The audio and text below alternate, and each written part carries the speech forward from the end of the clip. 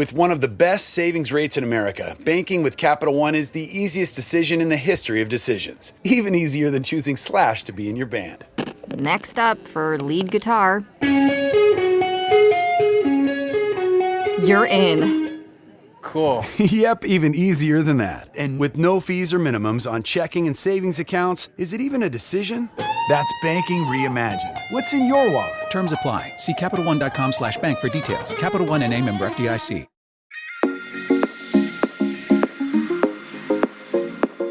I'm Emily Elizabeth, and I'm the host of the What Fulfills You podcast, a show for and about individuals always seeking to be their best selves. On this show, we talk all about building the mindset, finding the right careers, creating meaningful relationships, and so much more. Welcome to the What Fulfills You podcast. Hello, everyone. Welcome back to another episode of the What Fulfills You podcast. My name is Emily Elizabeth. I'm your host. And my goodness, I can't believe it. We are already in the new year. So happy 2023. And also, this episode is special because this is actually episode 200. And I just can't believe that it's been this many episodes. And I've been doing this podcast since March of 2020. And so pretty much 3 years ago was when this whole journey began. And some of you may have even listened to me with a former podcast that I had, Young and Ambitious. That was in 2019. So holy crap, I'm like scratching my head right now. That was 4 years ago. Okay, sorry guys. I just had a moment of realizing that I graduated from college nearly 4 years ago. So this May, it will be 4 years since I graduated from college. And yeah, I'm just kind of in a shock mode from saying that out loud. But anyways, today and for the first month and first episode of the year, I felt like it would be helpful to share with you guys what my approach is for this upcoming new year, because I know this time of year there's a lot of people that make content and talk about habits and things you can do in the new year, and I'm all about them. And whatever aligns with you, I think it's very important to connect with that and feel that and implement some of those things that do align with you.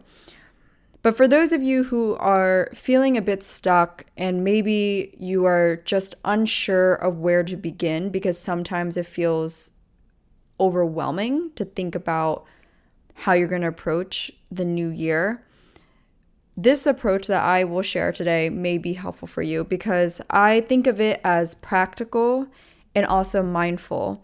And to backtrack it a bit, this actually stemmed from a conversation at New Year's Eve where two girlfriends of mine, they had asked me, what's a question, or I think it was something about like a topic. I'm known to be always starting deep conversations with my friends, and they were kind of like, what's a question that you have, before the end of the year? And I said, I would like to know, what is everyone's intention, not for the new year, but rather for January, for the upcoming month. In other words, narrowing it down to something in close proximity, which makes it more practical, and also being able to step into that energy a bit faster because of how soon it is. So, I think sometimes when we think of the full year, we're like, oh my gosh, we have this 12 months and sometimes even that feels like unpractical, because you're like, oh, January is just a new month, right? So sometimes you're too focused on the big picture instead of just the next step. And so that's why today I am sharing with you what I'm thinking about in this first month. And that really comes down to setting an intention and being aware of it. So like I said, start with the first month, not the 12 months. So let's focus on January. I will go ahead and just share from my example, because maybe this will help give you ideas and maybe just allow you to kind of see how I'm framing it in my mind. So for January, my personal intention is to continue and maintain loving communication. loving communication is something that I really heavily adapted through the readings and findings I've had of mindfulness from Thich Nhat Hanh, who I've mentioned quite a few times now in the recent months. So if you have been a long-time listener, you probably are aware, like, okay, Emily has been really on this mindfulness journey, and that is very true. I have, and it has been insanely impactful for me, just as Stoicism was very impactful for me when I adopted that back in like mid-late 2017 going into 2018. That was when I really honed down on Stoicism, which enabled me to not be reactive and controlled by my emotions. And again, everything's on a spectrum, but I find that approach to have been very helpful for me, because I don't, at least majority of the time, don't get overreactive when something or someone says something to me or something drastic happens. I really try to allow myself to neutralize it. So anyways, I won't get into Stoicism, but that's what Stoicism has allowed me to do, is to not be so crazy fucking reactive to my emotions, which I think I had a bit of from my late teens through probably up until I was like 20 or 21. And that's probably just from learned behavior or observed behavior from somewhere in my family or just somewhere in my upbringing. I think that's kind of a given of you learn behavior through what you see, what you observe, especially when it's people around you constantly, which is often your family. So anyways, over the past 6 months, I adopted mindfulness, and it came about in a very interesting way. I honestly forget where it initially came from. All I can vividly remember is that one day I came home after doing a day of coffee shop work, and I was like, I need to go pick up a book from Thich Nhat Hanh. And then I went to the bookstore down the street and ended up bringing home 3 books and read through them and was like, wow, this is powerful. And it just resonated with me. And so it's one of those things where I don't blame people if it just doesn't resonate with you yet, because it might not click for you. But I will say there was a seed already planted in me when it comes to loving frequency and loving vibration, which I talked about with Elia on episode 199, so the last episode of the year of 2022. He had talked to me about just being a loving being, like just the energy of love, stepping into that. We talked about this in mid 2021, right before I moved to New York.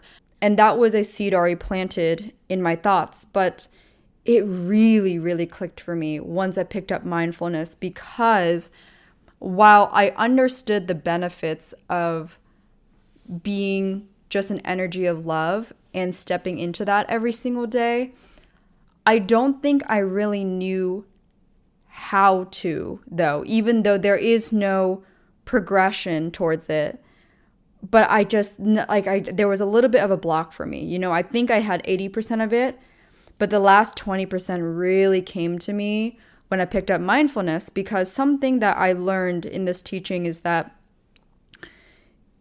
we all suffer. That's something we know. But in order to love one another, we also have to be able to understand the person. So I guess on a one-on-one basis, let's say it's with a parent and yourself, or maybe it's like with a partner or a friend, right? And you are upset at one another, but also recognizing and understanding that they are suffering in some way. And when you step into this feeling of, I understand, you suffer and I may have caused some of it, you suddenly just naturally tap into this compassion awareness. And so that for me was kind of like the big aha moment, because I realized that the root of love is understanding and compassion for one another, and empathy, of course. I think that's all kind of synonyms of one another to some degree. And that allowed me to go, oh, if I, instead of jumping to conclusions or instead of believing in wrong perceptions, so again, believing in some conclusions I draw, right? And again, I think this goes in all different areas of life. Instead of jumping to those, I can ask questions to get clarity.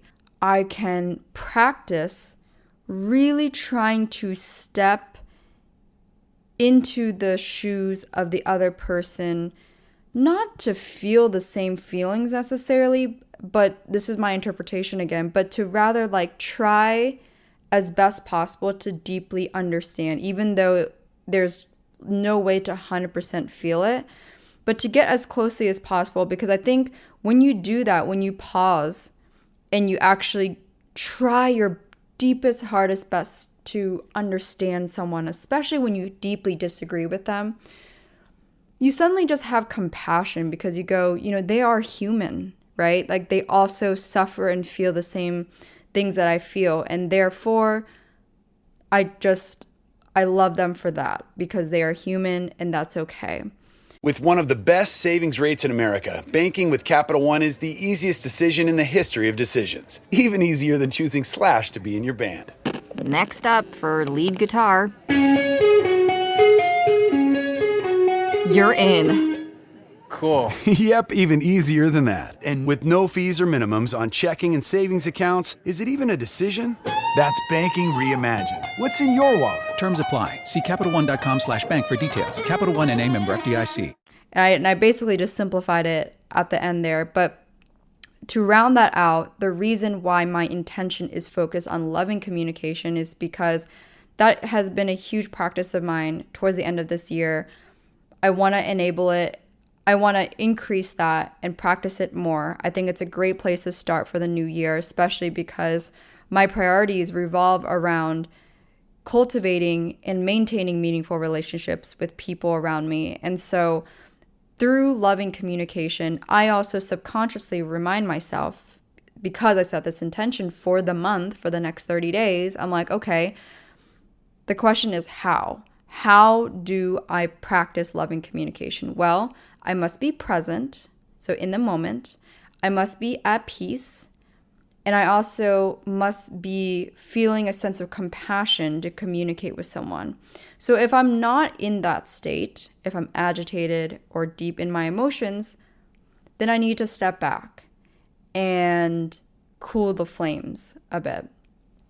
And again, I won't dive too much into some of the books that I read on this, but there's just a lot of great ways to go about this, and I will actually dive into book recommendations at the end of this. But if you are interested, I highly recommend start out maybe with True Love by Thich Nhat Hanh. It's a practice for awakening the heart. And also I really enjoyed Anger by Thich Nhat Hanh, which is wisdom for cooling the flames. And I really, really like that. And one way to get present, you guys, something that if you already practice yoga or meditation, this is probably, not novel information for you. But I will preface, I don't currently practice meditation in a traditional way where I'm sitting, but I do a practice known as mindful walking and, of course, being very aware of my breath. So anytime I really need to bring myself back to a grounded center, I simply breathe in and then I breathe out.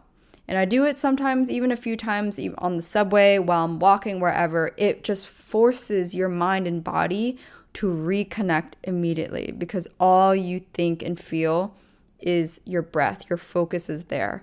And it's just an amazing practice because I've noticed for me when I do that, it also it cools other things down. So if I really need to step away and remind myself where I'm at, what I'm doing, what my intention is, with that breath in and breath out, it jumps back to the moment instead of getting ahead of myself or getting heated in certain emotions. And I love that practice. So definitely if this intrigues you, go and check out any of the books from Thich Nhat Hanh. Check out his teachings and just take a look at mindfulness and see if that resonates with you. I will add as well, another great way to help yourself in the process of aligning with your intention and keeping that practice consistent is thinking of daily examples. So for me, I can think of 3 friends top of mind that remind me of warmth and loving communication. And the first one is Elia, who again was on the last episode 199. He embodies this, the way he listens when I'm sharing something with him, the way he gives me feedback, the way he talks with me, and just simply the energy I feel on the phone with him, over a FaceTime, or just in person. I can feel it. He's very present and he's very at peace and in a kind and loving way, and it's amazing. And 2 other people, actually former coworkers of mine, I won't necessarily name their names, but they have been just exceptional examples, because I will always remember how, and I observed this, how people in the office felt about them and around them. And I even told them this too, that they are examples I think of when I think of people that are very warm and think of people that are compassionate, and at the end of the day just simply have a really loving heart. And I just want to be more of that. I want to embody that more, and they are some of my daily examples. So you don't have to think of people that you don't know or you think that are above you or in any way. Sometimes you just got to think of people that you see frequently, because that, at least in my mind, helps. The proximity of how close I am to them is a lot easier, and it makes it seem more feasible. It's like, hey, if my own best friend or coworker or whoever, if they're being able to be this, you can too, right? Like you can adopt some of these traits. And so that's another suggestion I have, is to think of people that are semi-close to you or you see on a daily basis that would be able to help you tap into that reminder subconsciously. Okay, so the next part is thinking about your overarching vision. So, of course, it's important to think short term, so month to month, day to day. I think you have to just look at the next step, because sometimes getting ahead of yourself, where you go from December 31st and thinking of the full new year of the following year, that can be overwhelming, right? It can also feel not practical.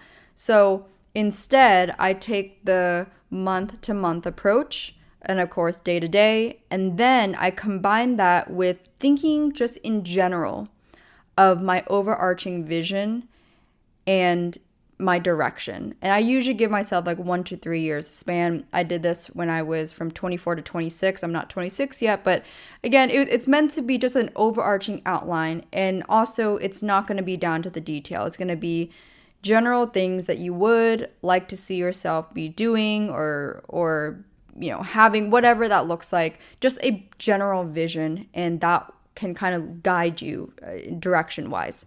So I'll give you my example, because again, when I learn, I like to kind of hear how people formulate the way they do something, and then I can kind of insert my own method to it. So when I think of age 25 to 28, I'm like, okay, where am I? My vision for that would be, okay, I'm based in New York, but I also have the ability to live in London and Paris, maybe Milan. I love these cities. I've been to all 3, and I just think these cities have a lot of alignment with me. But I know that I probably don't prefer to live there for a long period of time. I think maybe 3 to, I don't know, maybe 6 months at most would be okay. But like I love New York and what it has to offer, and so I guess the dream vision would be that I'm keeping my cost low enough here in New York where I get to keep my home and I don't know, maybe like sublease it to close friends or whatever, people that would need a New York apartment for a couple weeks, that kind of thing, as I am in London or Paris for 2 to 3 months, with it. So that would be kind of like my vision of where from 25 to 28, that's where I'm physically at. With who? Okay. So this one, I definitely want to dive into a few details. I wrote down that this would be done ideally with a partner with similar interests and aligned values. So I want to clarify something. I don't need a partner to do these things with. In fact, I would say that I'm sometimes like overly independent in a certain way. But I think I'm at a chapter in life where I have done a lot of things independently that I guess you could say like having a partner to do some of these parts with would be really awesome and also not detrimental to my own growth because I have done a lot of the independent work, right?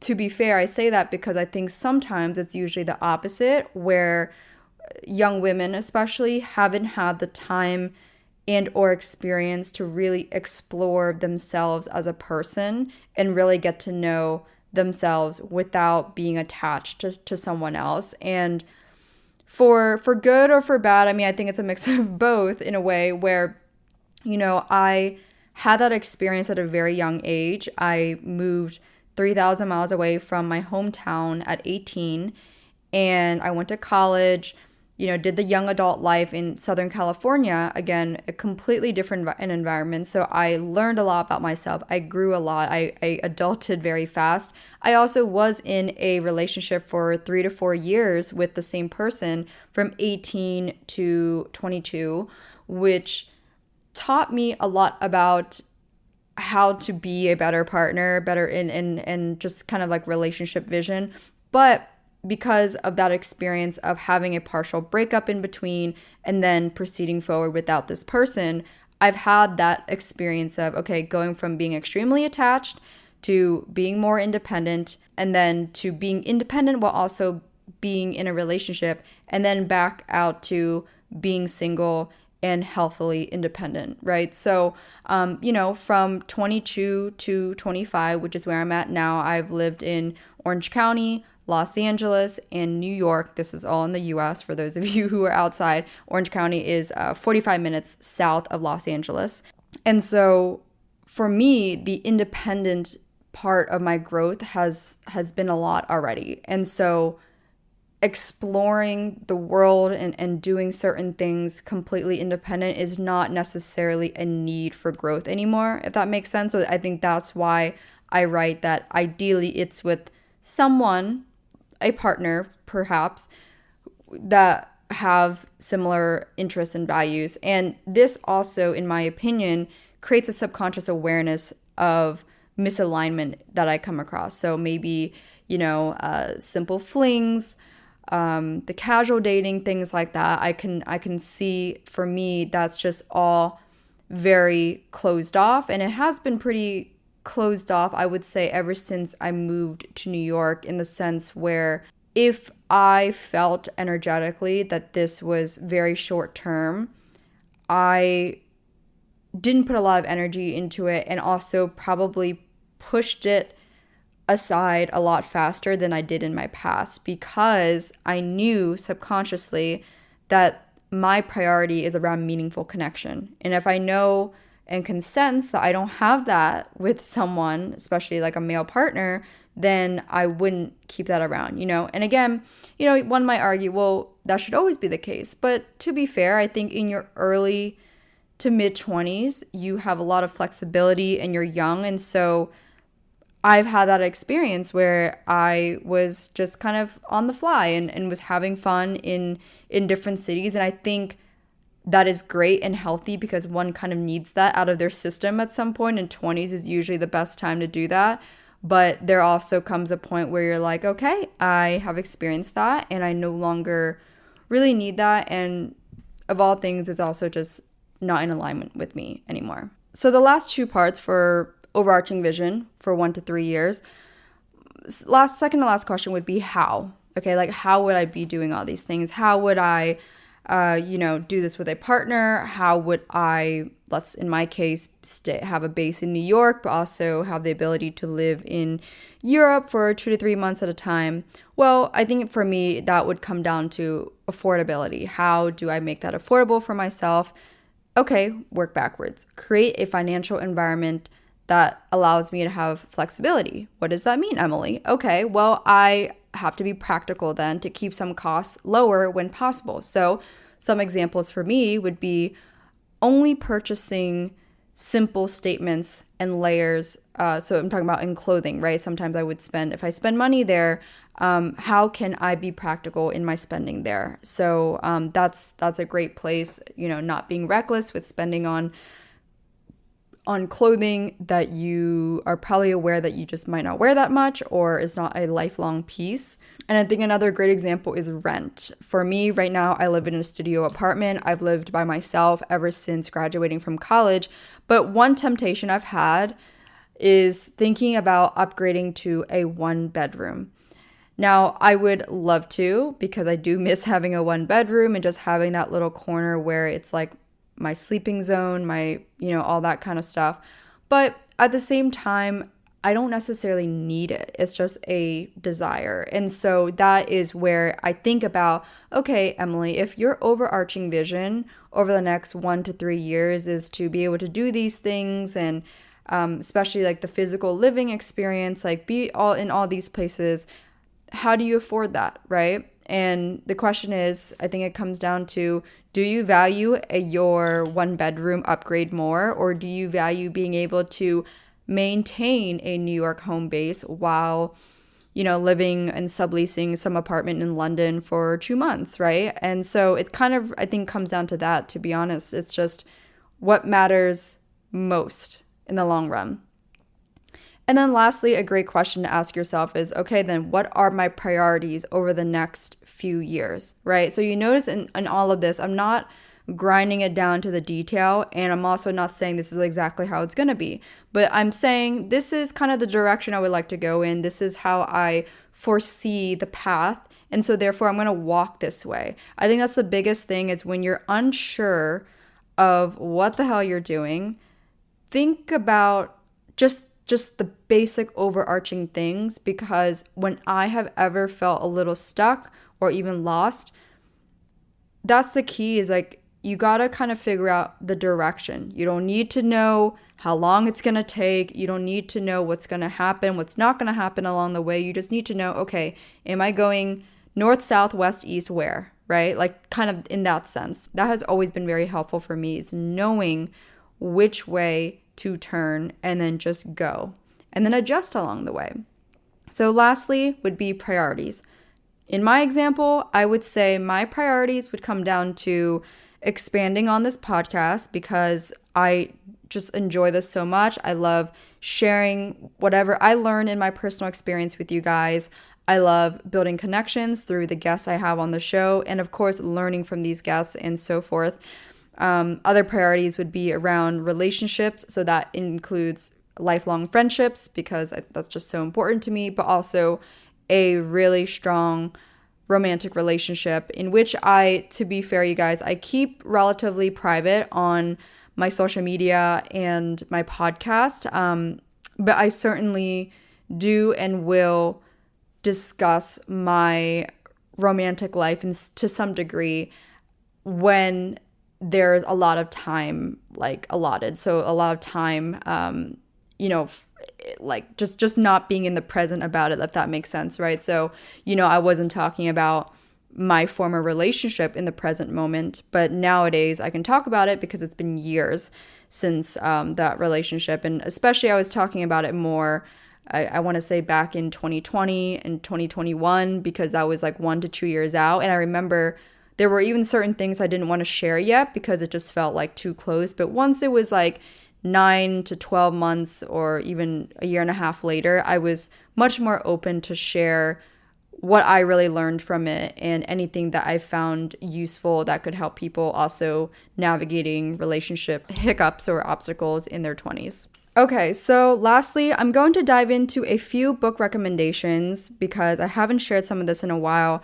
And I know you guys also love to read. I'm a big reader myself. And so to dive into some books, I have mainly books that have impacted me over the past 6 months, and also just, and this is included in that umbrella, but one of them is a fiction book, and I will kind of dive into how it's impacted me. But I guess I'll start with the mindfulness books. Now, I have to say, I'm sorry if you're annoyed with me talking about mindfulness and just the way that has impacted my life and brought me more peace. But seriously, it has made such a tremendous effect that I would be doing a disservice if I didn't share.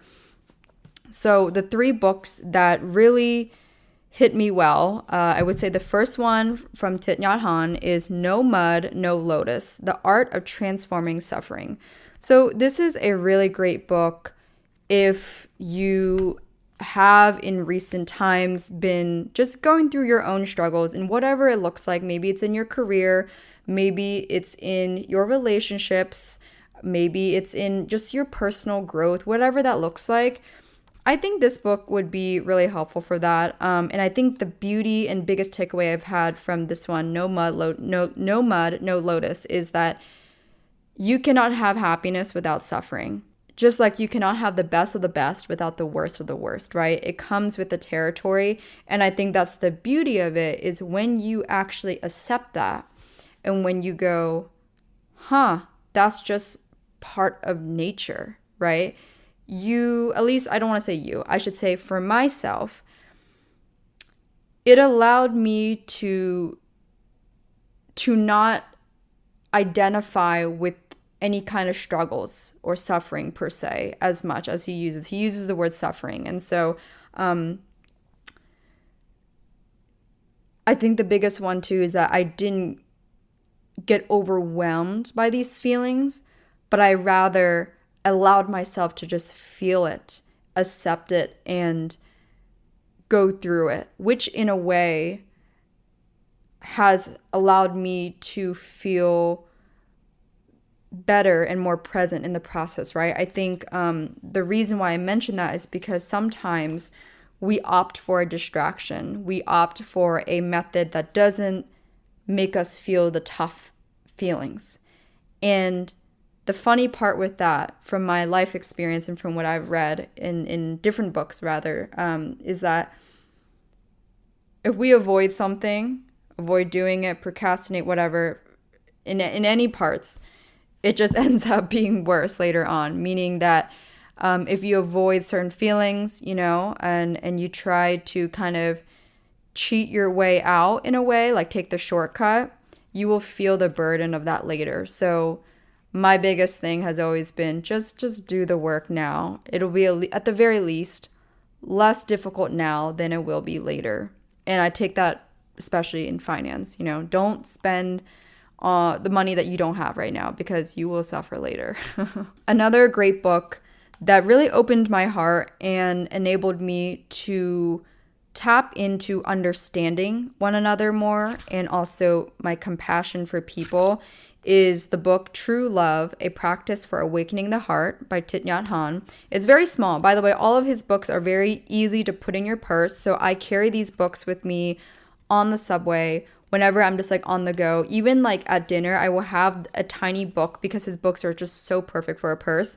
I like to read it whenever I have downtime, because it's not one of those books that you have to like sit and like, heavily read and dedicate time to, but it's great to pick up when you have 10, 15, 20 minutes and you'll get through it very fast. So I really loved this book. It's simple, it's direct, and I have to say it awakened my heart and truly taught me what true love is. And I already elaborated about it earlier in a way, but if you think you understand what true love is, consider, and if you don't, I think both ways, but if you think you do or you don't, regardless, consider reading this book, True Love, A Practice for Awakening the Heart. I can say for me, I have become a much better partner, a much better communicator, and ultimately, I would say a much better human being as a whole. And one thing I've noticed about myself is that I simply smile at strangers 10 times more nowadays. And I feel really great about it. And I love that the other day on the subway, I was smiling at this lady. She had a mask on. And, I just smiled at her because I was standing. I think I was on the way to skating. I coach figure skating. And she did a double take. She was like, wait, you're smiling at me? And then she smiled back. And it was just such a warm encounter just through a smile. And yes, she had her mask on, but it was so cute seeing her cheekbones like go up through her mask, So I really loved that moment, and it was a really great present reminder for me on how the practice of mindfulness has really enhanced my life. But last one on the mindfulness thing, another Thich Nhat Hanh book. It's Anger, Wisdom for Cooling the Flames.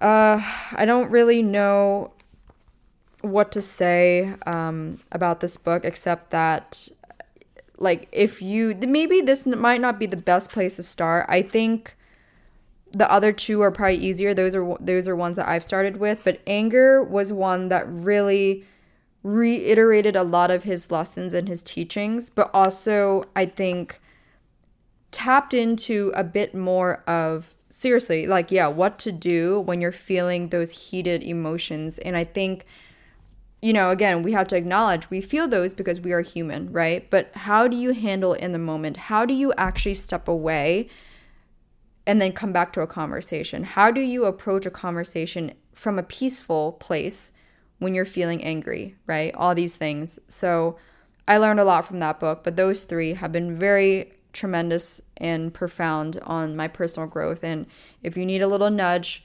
towards just being a better human being, I would recommend mindfulness and all the teachings around it.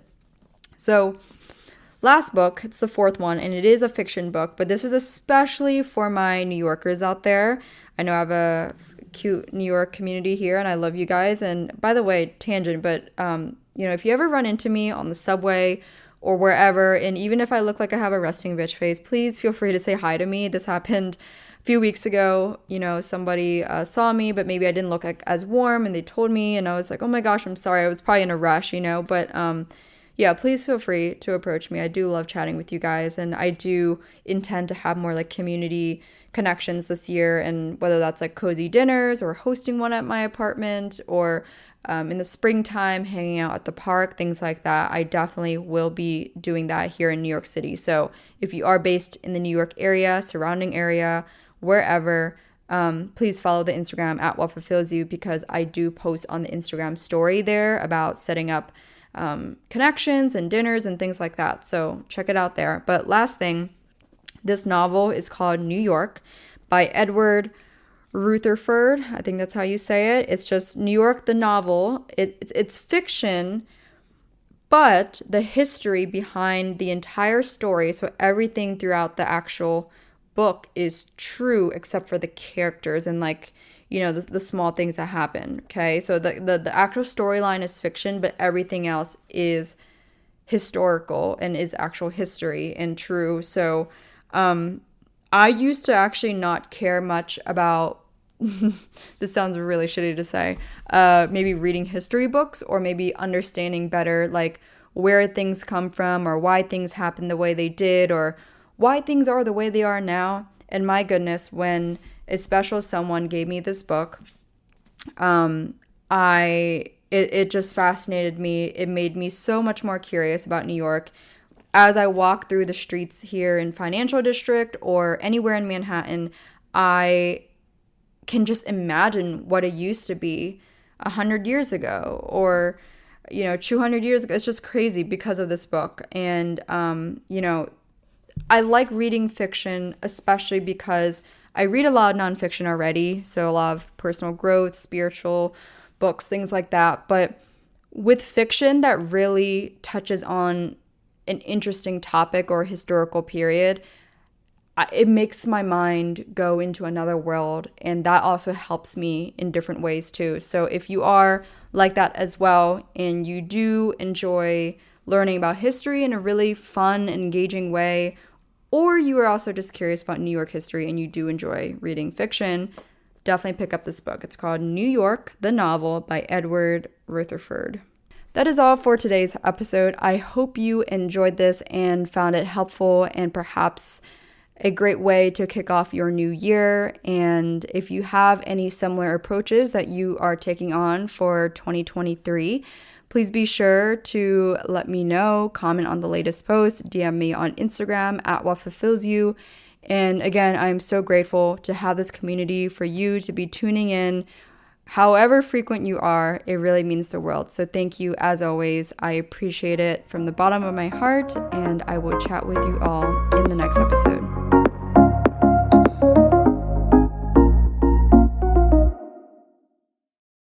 With one of the best savings rates in America, banking with Capital One is the easiest decision in the history of decisions. Even easier than choosing Slash to be in your band. Next up for lead guitar. You're in. Cool. Yep, even easier than that. And with no fees or minimums on checking and savings accounts, is it even a decision? That's banking reimagined. What's in your wallet? Terms apply. See CapitalOne.com/bank for details. Capital One NA, member FDIC.